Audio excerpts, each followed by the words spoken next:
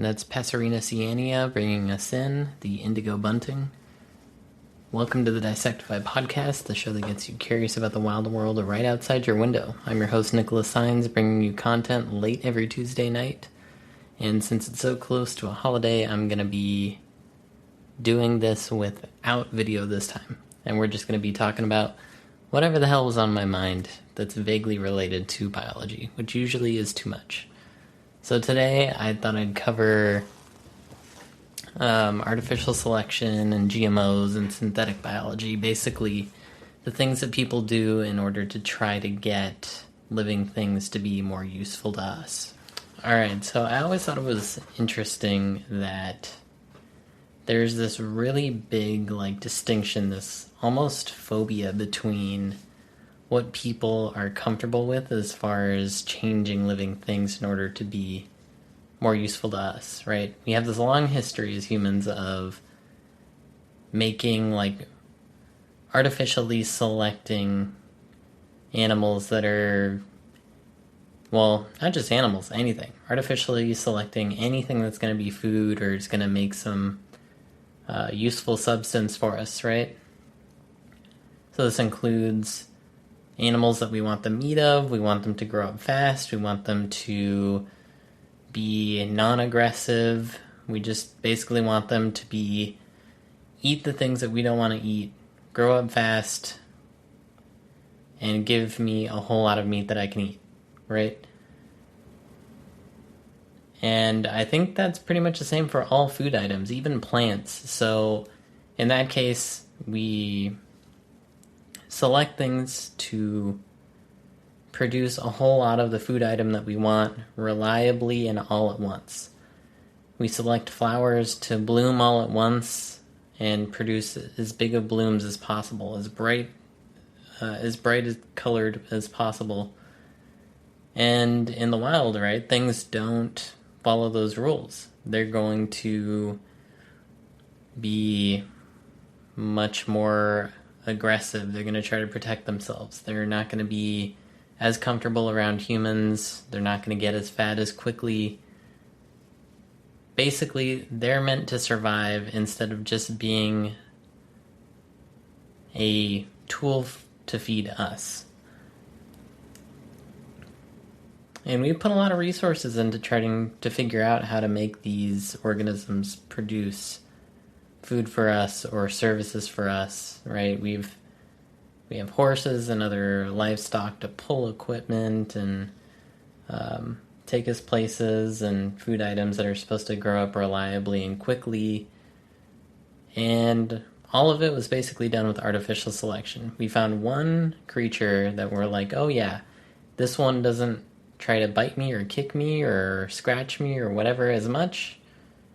And I like that. That's a feature that I want. So we're going to take that animal, breed it with another animal. And depending on the goal, right, you just kind of start refining down.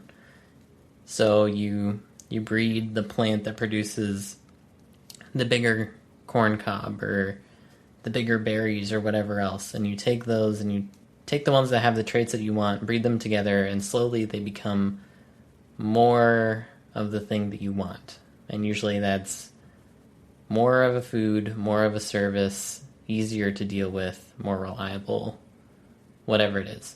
We're still doing that, and just at a larger scale. But with technology advancing, we've gone from that to discovering DNA and figuring out, oh, if we know what the genes can do, then we can take the gene from something and put it into something else, get the trait. So that seems to be a dividing line for a lot of people. And then there's this bad history with it because there's a whole lot of historical deceit, I guess, wrapped up in it. That combined with people just being afraid of something they're not aware of, right? I think it makes sense to be really careful with what you're eating, right? That's going to affect you 100%. Makes sense. If you don't understand something artificial, you're probably thinking, maybe I don't want to eat that.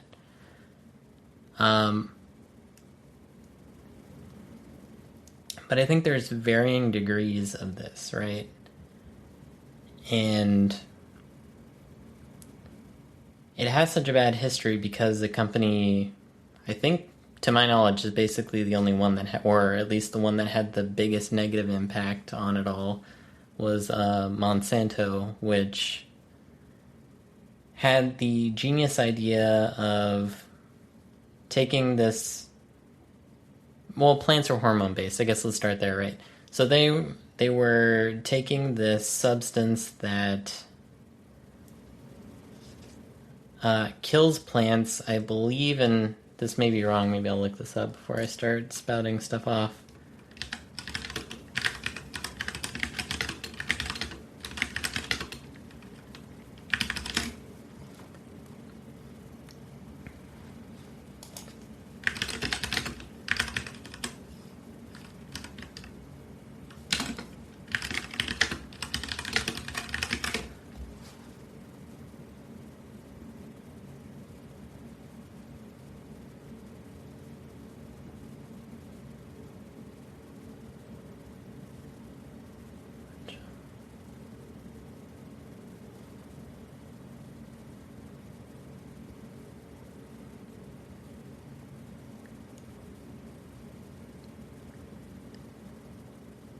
Okay, so I'm probably not gonna edit this shit at all. So you're just gonna have to deal with the big silence. Well, I'll just have to deal with losing listeners to the big silence, I guess. So yeah, I looked it up. Glyphosate kills plants by removing an essential pathway. So it blocks this pathway for making essential amino acids and removes the ability for them to make essential amino acids that are needed for growth. So basically the plant can't grow. So they found this pathway that they could block, and they found a substance that could block it. And Monsanto had this genius idea. We're like, whoa, okay, well, what if we took this substance, glyphosate, and we know that we found a gene in a bacteria that's become resistant to glyphosate. We're going to take that gene from the bacteria and put it in the plants. And so all of the crop plants will have this glyphosate-resistant gene, and they'll be fine. You can douse them in the stuff, this liquid glyphosate, and they won't be affected.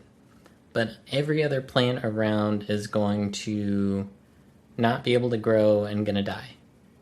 So they were thinking, okay, well, this is really great, right? We don't want weeds around our crops, so we'll just genetically engineer, artificially put this gene in the seeds for the plants that we want to grow, the crops, and then plant those seeds, douse the fields in glyphosate.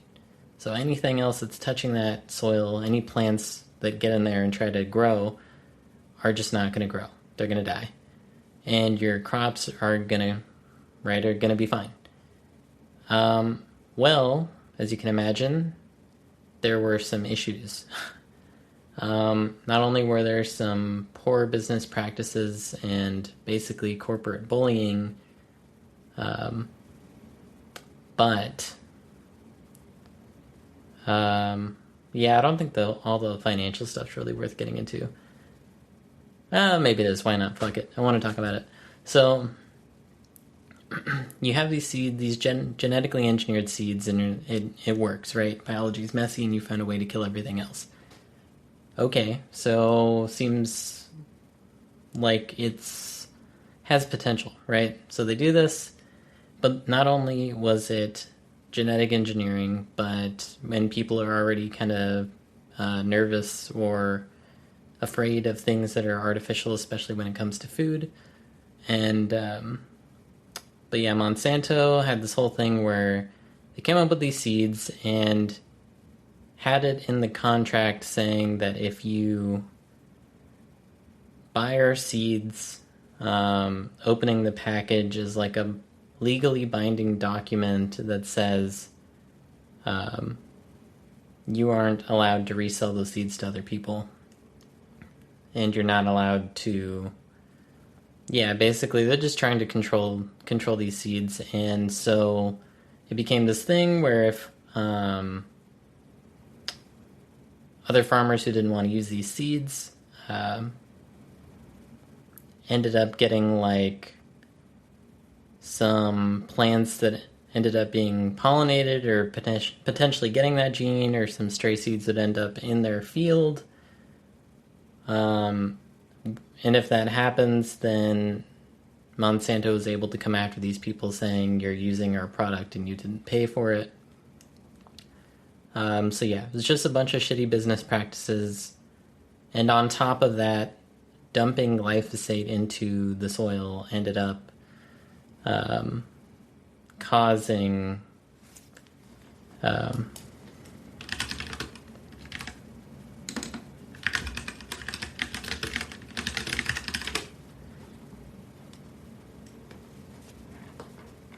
so yeah, I guess it's subject to an ongoing scientific and regulatory debate, it says.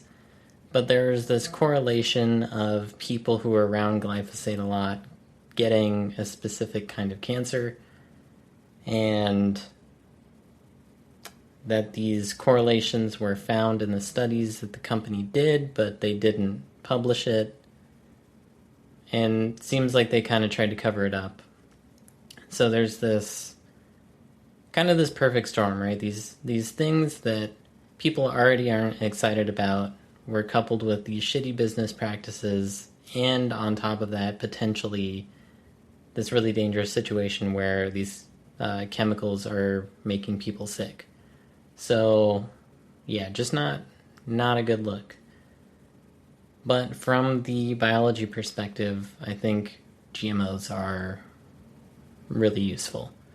And they don't all have to be, right, this like environment destroying, cancer causing sort of a thing.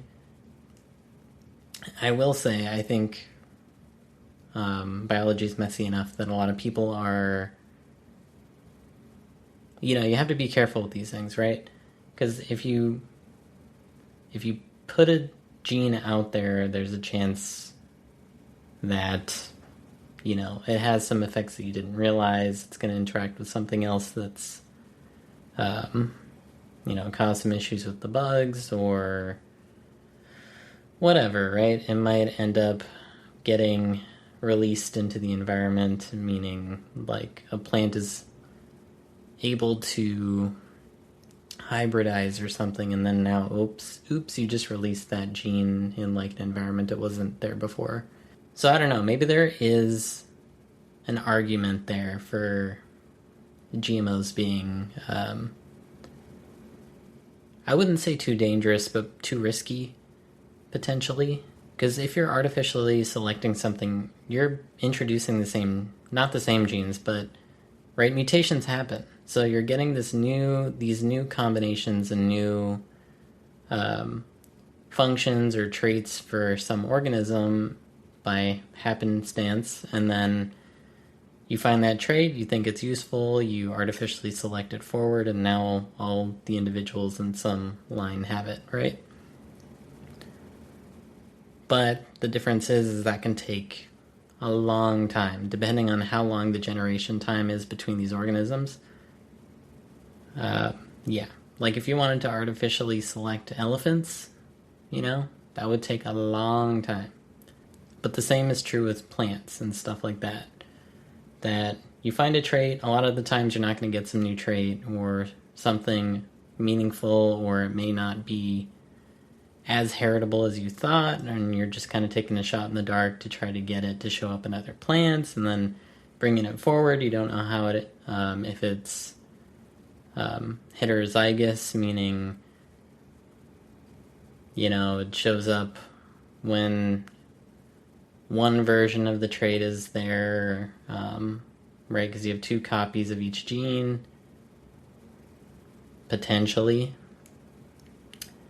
So yeah, it just gets messy. And then, so in order to cut through all of that, you can do genetic engineering.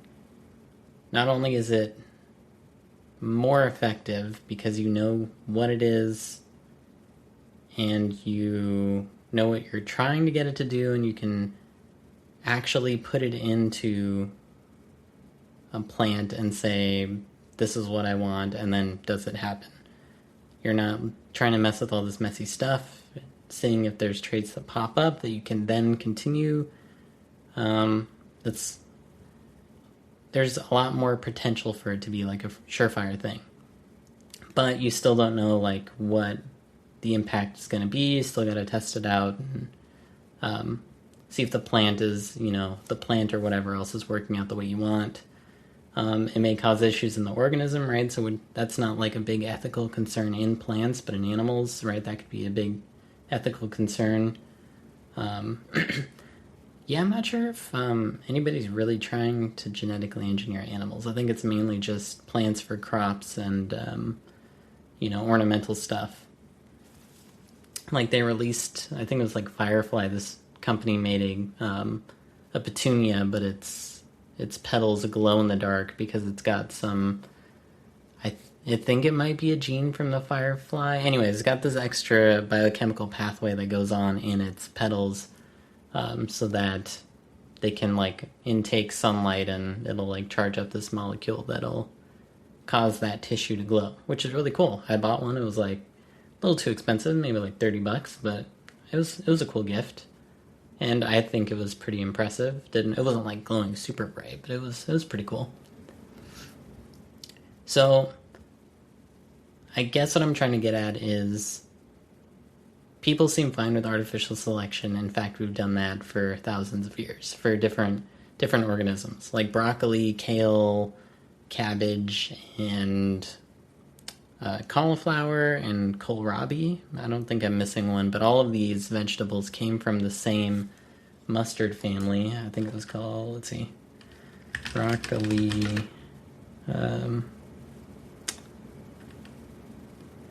and cabbage are what species? Brassica oleracea. So, brassicas are like these really tall, skinny plants. They came from wild mustard. And Brassicaceae are plants that are kind of weedy, I guess, is what people would think of them. They're like these really tall, skinny, can be tall. Most of the time I've seen them, they're like a foot tall, but skinny little plants like that with narrow leaves, and the flowers are pretty small, and they have 4 petals, and that's it.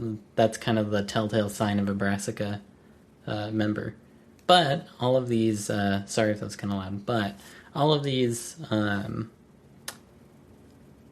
these different crops came from selecting for the growth of different parts of this wild mustard species, right? I don't know how long it took, but I presume hundreds, maybe thousands. I don't know. Anyways, those are all results of artificial selection of different parts of this wild mustard species. And now we can do genetic modification, which is potentially a lot more dramatic. Well, for sure a lot more dramatic in that you're not getting, right, you can get a fairly large change basically overnight, relatively speaking, because you're putting the gene directly into the organism. But funny enough, I don't know, maybe I should check the NDA, but we are moving past genetic engineering in the sense that we are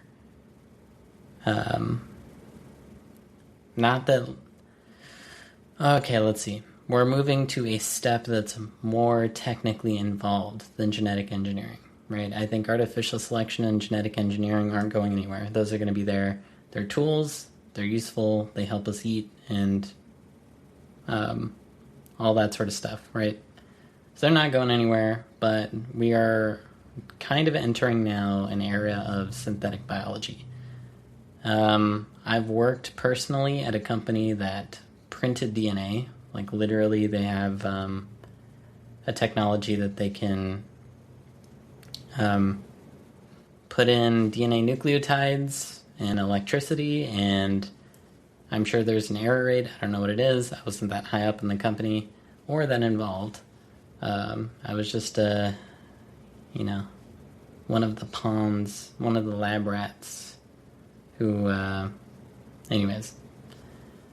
But yeah, their technology was somebody would put in a request, like researchers or companies put in a request for a DNA strand that they wanted, and it didn't even necessarily have to be an existing strand of DNA, although I don't think we're there to really be like saying, oh, we want this exact strand of DNA that's completely new, although there's an interesting point there. I'm probably going to circle back to a lot of this in another episode, but today is very much like, here's a topic, and I just kind of wanted to brain dump about it, I guess. So I worked at this company, and that's what they would do. Somebody would send in a request, hey, we want this sequence of DNA, presumably because they're going to try to put it into bacteria or a plant or something to produce some product or to study something, to study the effect of that thing, of that DNA on the organism, or to try to get some product out of an organism like a plant or a bacteria. I think that's what most of that research usually is. And I think that was most of the customers, was researchers. But yeah, they would put in a request and it would get printed, and then it would go through a process to where it would be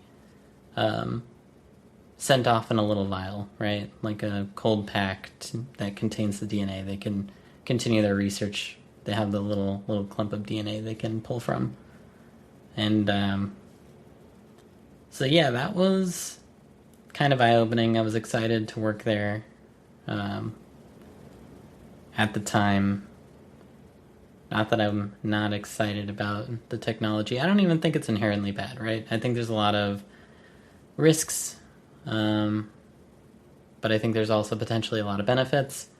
But yeah, we are like moving from a world where it was artificial selection, being like, ooh, that tree has slightly bigger apples, and I want apples that are bigger, so I'm gonna, select for that and get apple trees that make bigger apples. Artificial selection. And then we move through genetic engineering, which is, I think this gene does this thing, and I want to test it out. I want a tree with bigger apples. I'm pretty sure this gene from somewhere else can help me, from some other organism, can maybe help me get more, make that tree that makes bigger apples. So I'm going to put the gene in, grow the tree, see what happens. Yeah, now we can, right, like printing the DNA is, I guess, it doesn't necessarily mean a whole lot. It's kind of like one of the steps that would, a tool that in the future could allow completely new DNA to be like created and written off. Because before we just had to like find the DNA, get the DNA, move the DNA, right? Put it into something else. Now we can actually make completely new DNA, but I was thinking like, oh, well, we don't really have the technology to be knowing what the DNA does. Sure, we could like print off some random DNA, but it's not going to do anything. It's just going to probably code for some protein that's like non-functional, doesn't do anything, or just causes some issues or something like that.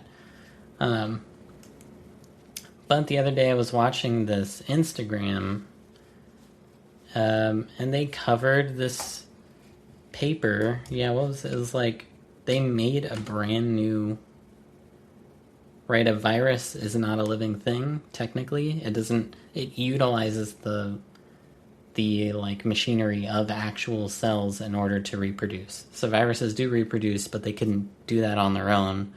They need a cell to get into to use the machinery to then replicate itself. And that's how viruses sort of propagate. And there was a paper, let's see, 2025.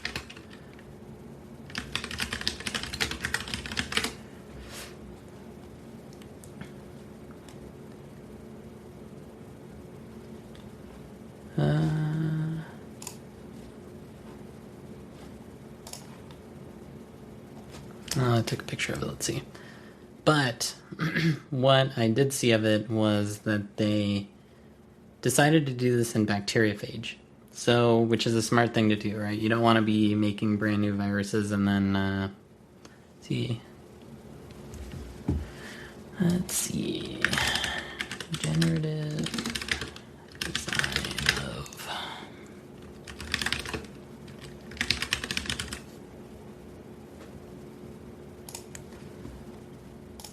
So this paper is called Generative Design of Novel Bacteriophages with Genome Language Models. So, kind of scary shit, I think. Not because this exact thing is scary, but it really shows that we're on the road towards potential issues. So, remember how I was saying, we have artificial selection and then genetic engineering, and now we can print DNA, but we wouldn't really know what to do with it, was what I was saying. But this paper was released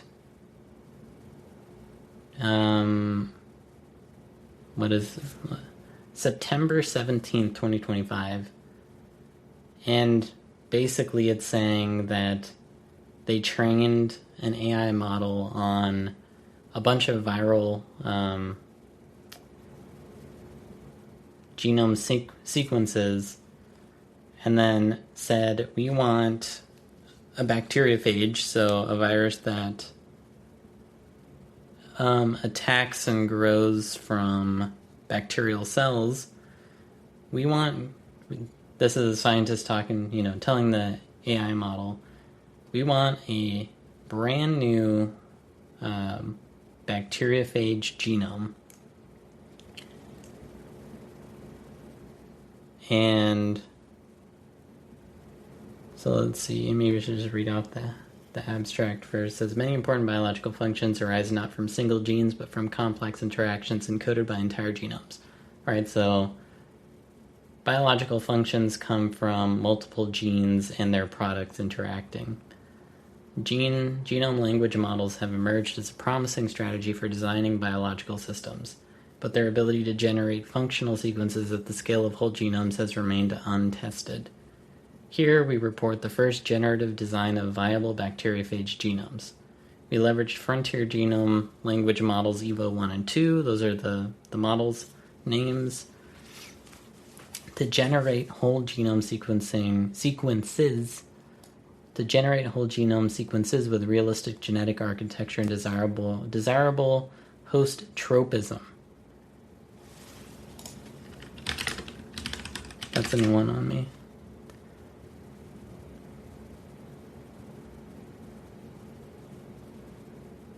So, a host tropism is a pathogen-specific preference for infecting certain hosts or cell types. So,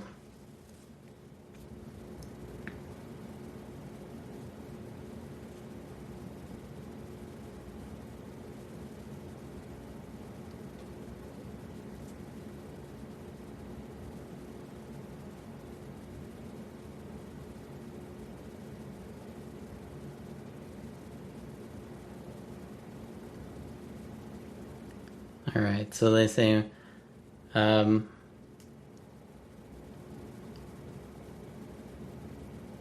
using the lytic phage, what is that, sigma? Omega? I don't even know. Omega? Phi? I don't know. Anyways. X174 is our design template. Experimental testing of AI-generated genomes yielded 16 viable phages with substantial evolutionary novelty.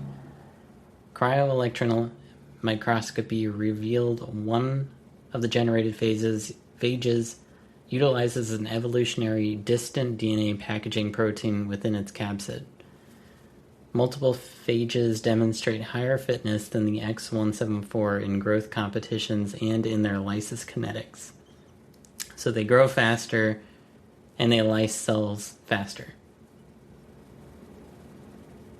A cocktail of the generated phages rapidly overcomes the X174 resistances, so the E. coli are resistant to this bacteriophage somewhat. They can resist the growth of this phage. And they're saying this phage, these phages that we made sort of using this one as a template, it performed better against these E. coli cells. demonstrating the potential utility of our approach for designing phage therapies against rapidly evolving bacterial pathogens. This work provides a blueprint for the design of the diverse synthetic bacteriophages and more broadly lays a foundation for the See, and this is the part that's, I think, scary. Lays a foundation for the generative design of useful living systems at the genome scale.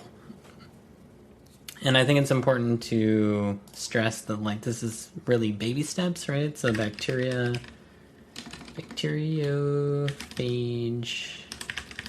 genome size for X174.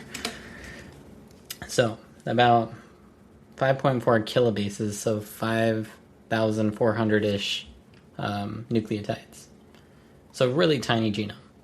But they openly say this lays the foundation for the generative design of useful living systems at the genome scale. And we're a long way off because, humans, let's see, how long is the human genome? 3.2 billion base pairs. So 3.2 billion nucleotides. That's a lot longer than 5,400. But this is like the first baby step in using, right, an AI system that can like find patterns, kind of have a rough idea of what a gene might do or where a gene is, and then like shuffle things and test them out and apparently come out with something that's like functional, which is kind of spooky. So kind of seems like we are starting to get all the bits and pieces we need in order to really make new things or shuffle things together, and then potentially at some point having the understanding to say, we want this thing, make it, and then it's going to be like a brand new living thing in the world that potentially doesn't have any of the well, I'm sure that would be really hard to do. It'd be hard, but I was about to say a living thing that doesn't have any natural like predators or whatever else, right? That would be the perfect crop. If you could make a living thing that grows fast, produces a whole lot of food, and didn't even need pesticides, right? Nothing could eat it. It has whatever has some insecticide, which sounds scary, but a lot of plants already produce insecticides. But it like produced some insecticide that like no insect in the world could handle or something. Which sounds great. But I think that's like another level. Because I don't even know what you would do if there was like an invasive species that... Because it sounds like the perfect